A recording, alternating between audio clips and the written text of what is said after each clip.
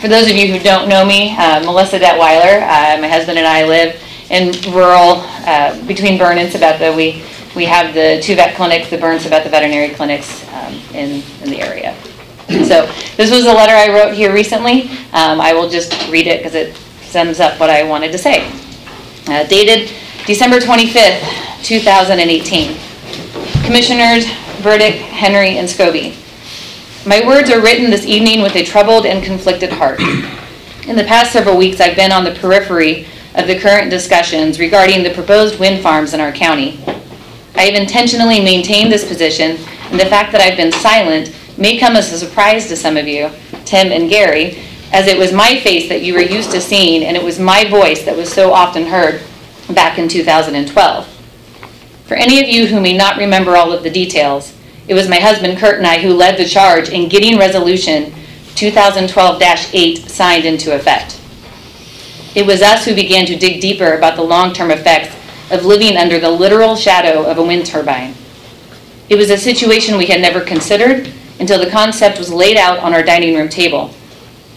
You see, we were negotiating the sale of a small acreage on which we planned to build our forever home. In the final moments, we were informed there was a wind lease on that section. That's when we started researching and asking questions. We wanted to know what it really meant to live 1/4 mile from an industrial wind turbine, which is the industry standard. Because we had discovered our prospective home would have 3 of those turbines within that distance. It didn't take us long for us to determine that for our family, it wasn't what we wanted. We were not willing to take the risks. So we began a months-long mission of talking, learning, and organizing. We knew without a doubt that we would not buy the land that we had always dreamed of unless we could be certain wind turbines were out of the picture.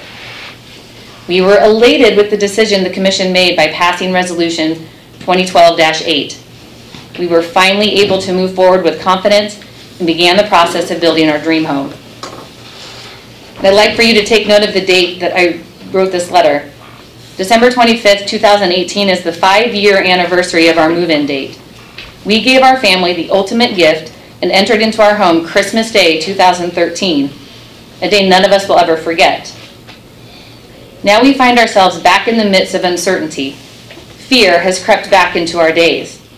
We wonder how many families will be deprived of the experience of growing permanent roots into our great county. We are tormented by the concept that our children will see their horizons permanently altered with nothing but the empty promises of corporate energy companies ensuring their health and prosperity. Recently, I was engaged in a conversation about my thoughts on the current situation.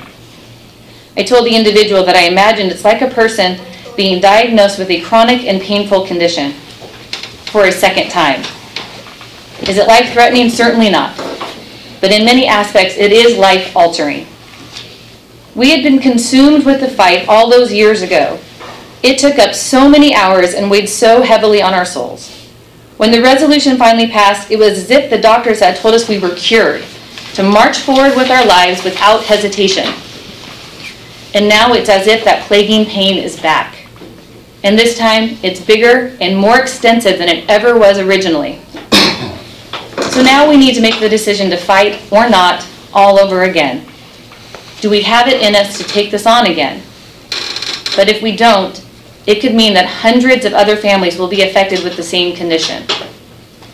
You may be wondering where I was in 2016 when the resolution was rescinded. Why didn't I speak up then? The short answer is that it was explained to me that there were folks in the southern part in a relatively unpopulated area of the county that really wanted a wind farm. We naively thought we were doing the right thing by not standing in their way. But that small project is no longer small. It has grown exponentially, like an uncontrollable outbreak. So this letter comes to you as an appeal, as a prayer, if you will. To Tim and Gary, I ask you to search back to what motivated you to pass the 2012 resolution in the first place. Something in your hearts told you it was the right thing to do. What was it? What spoke to you then? What changed? What caused you to overturn that decision? Was it truly a group of citizens who wanted to better their livelihoods? Or was it an international wind company a company wishing to increase their profits and expand their reach into global renewable energy. It has been quoted by multiple sources that Resolution 2016-8 was, quote unquote, authored by NextEra Energy, not by our commissioners, the people sworn to be stewards of the citizens. The fact that has many people doubting the motives and the intentions of that resolution. How do you want your legacy as a Nemaha County Commissioner to be recorded? As a person who crusaded for the families living as your constituents, or as someone who furthered the agenda of a multi-billion-dollar corporation?